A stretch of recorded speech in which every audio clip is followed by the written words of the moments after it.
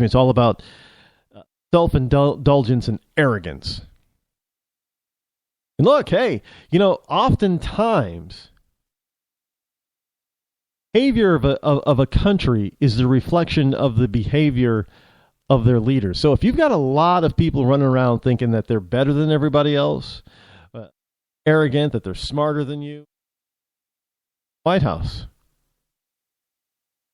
Look at the guy in the White House. He's no different. Anyway, back to Bernie. The leftist Sandinista government was celebrating its 6th anniversary of the revolution that saw it take power from American-backed dictator Anastasio Somoza. Sanders was in a crowd estimated at 500,000 people, many of whom were clad in the Sandinistas' trademark red and black colors and chanting, "Here, there, everywhere, the Yankee will die." That before. Here, Sanders was in the crowd that was chanting, "Here, there, everywhere, the Yankee will die." Hey, you want to...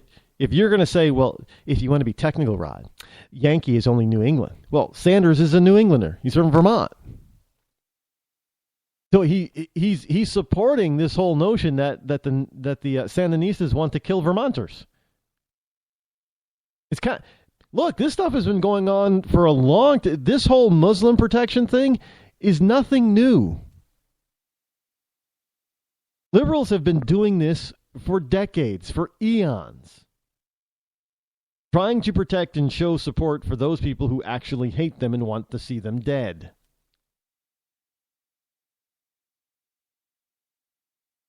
So this whole current thing about supporting Muslims is nothing new as far as the Democratic playbook is concerned.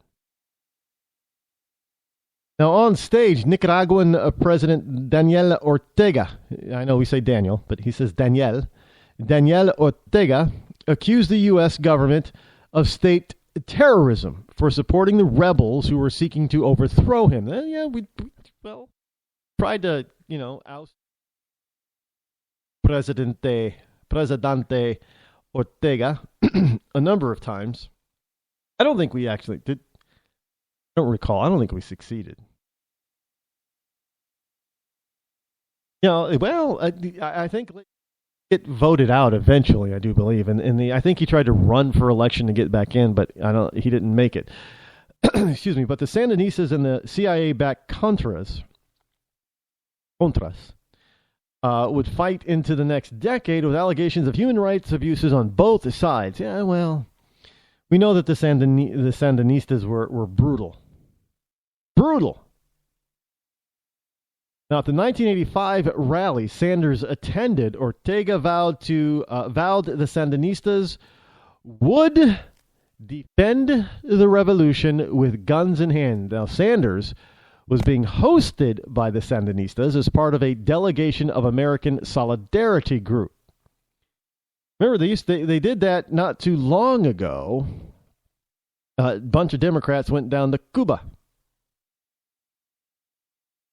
while GW was still in the Oval Office. They went down to Cuba.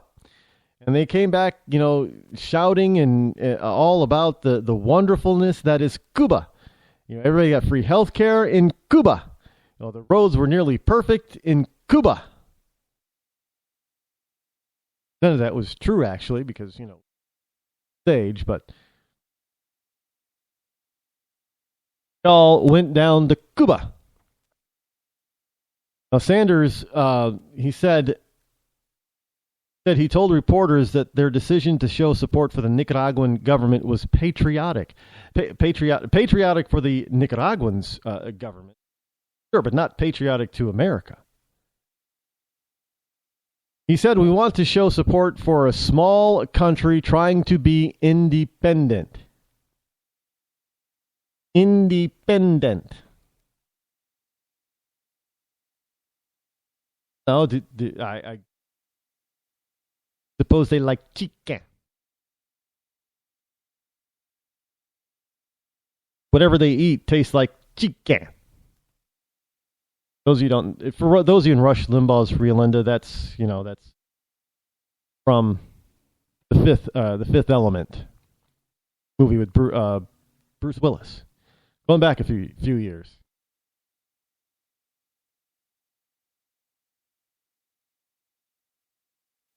Let's take a quick call here. 607. You're on the Rod Eccles Show. Go. Go. Oh, I got some feedback. Well, if you're gonna call, turn down your listening device, your digital or electronic listening device. Is that what they're called? Listening or playback devices. So Sanders was down there in Nicaragua showing the Sandinistas and Daniel Ortega that the American communist and socialist leaning people and officials were supporting the Sandinistas because it's patriotic to show that, it's patriotic to show support for your enemy at the time, because let's face it, of the USA. Sanders was in the midst of a revolution of his own. 4 years later, in 81, he won a shocking victory, but only by 10 votes to become mayor of Vermont's largest city, Burlington, in northern Vermont. Now, Sanders was elected on a socialist platform and led a mayoral administration that he boasted was more radical than any other in the country. He boasted that he was radical. He was radical. Here comes another movie comparison. Anybody remember late 80s? I think it was the late 80s, mid to late 80s. Feifel Mouskowitz. It was the movie Feifel where Ratigan was the main villain. Vincent Price was the voice. Thought he was a mouse, but he was a rat.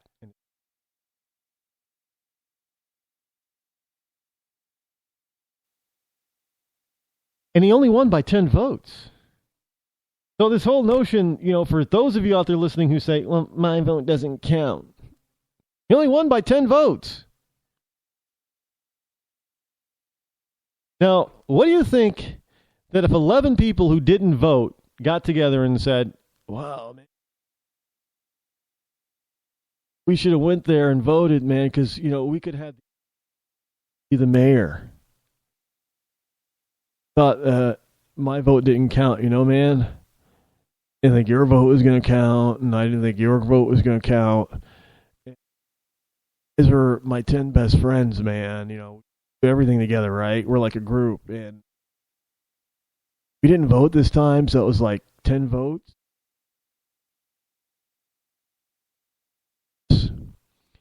So if we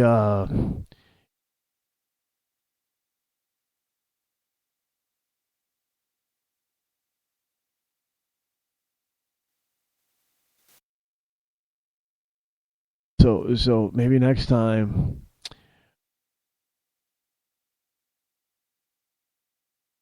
you know, 10 votes again,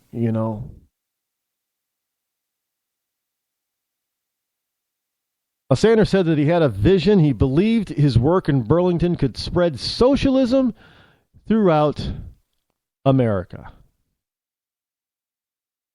His goal, Bernie Sanders' goal, stated goal, was to spread socialism throughout America.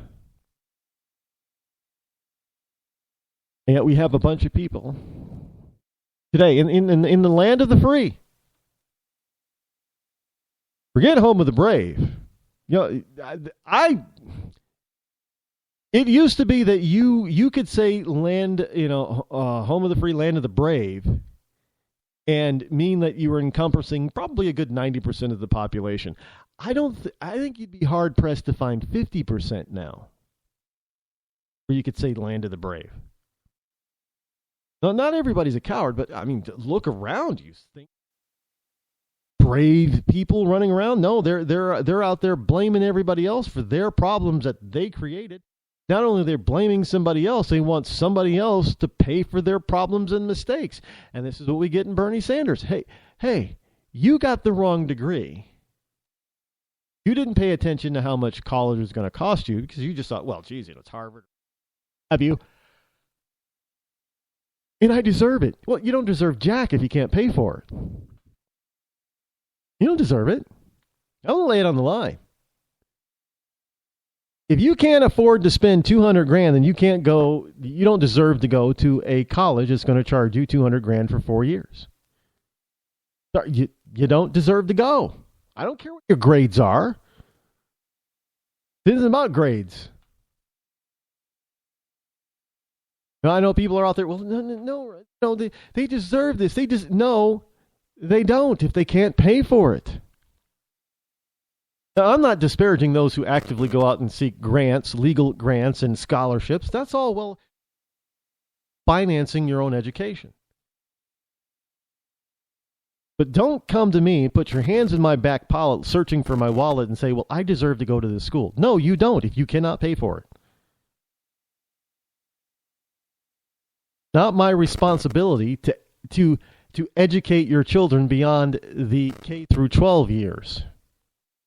Well, we all benefit. No, we all benefit from an educated population. Yes. 12. If you want advanced education so you can get a good job someday or a better job, then that advanced education is all about you, not the rest of the American people. But Bernie Sanders would have you believe that education should be paid for by anybody and everybody except the college student. Still trying to figure that one out. You're going to charge, and we know that the price of college education, government gets involved, it's going to go, well, look what happened to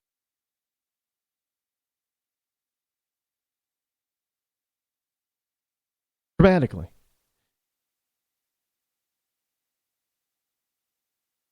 And now we see, there was a story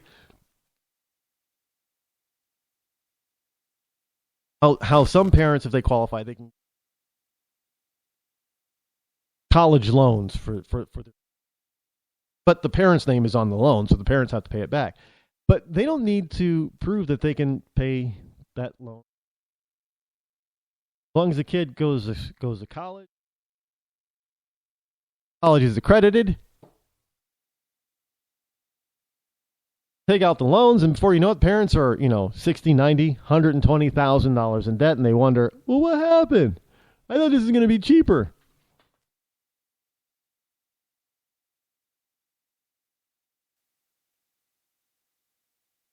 It's amazing. College can keep getting more and more expensive, and that is the fault of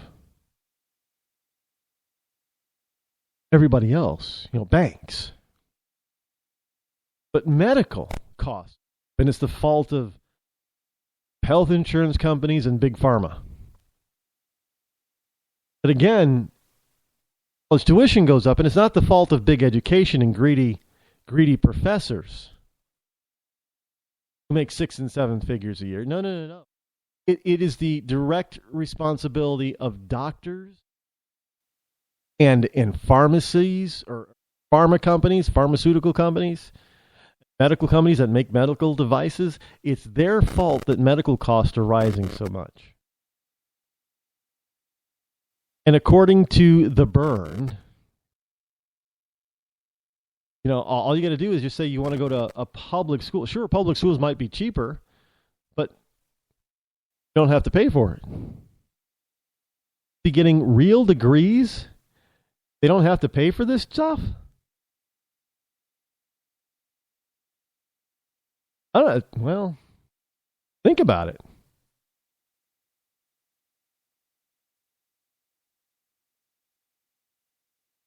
Why would you even bother